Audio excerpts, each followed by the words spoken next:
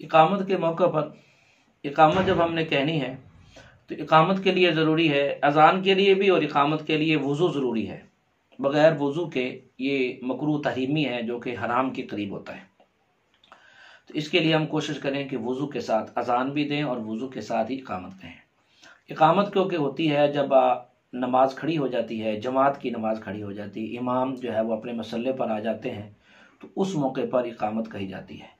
तो जो हम आम तौर पर अज़ान कहते हैं जिसमें अस्सलातु खैरुम मिनन नौम नहीं हो, आम अज़ान हो जैसे हम ज़ोहर में, असर में, मगरिब में देते हैं, तो उस अज़ान के अंदर आपने हय्य अलल फलाह के बाद 2 दफ़ा क़द क़ामतिस सलाह का इजाफा करना है, बाकी वही है।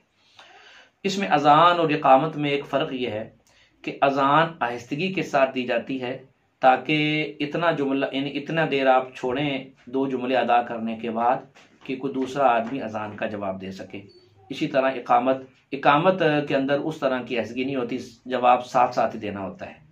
तो जवाब जो है अज़ान का वो और इकामत का वो मैं इंशाअल्लाह ताला दूसरी गुफ्तगू के अंदर आप हज़रात के सामने गुजारिश करूँगा।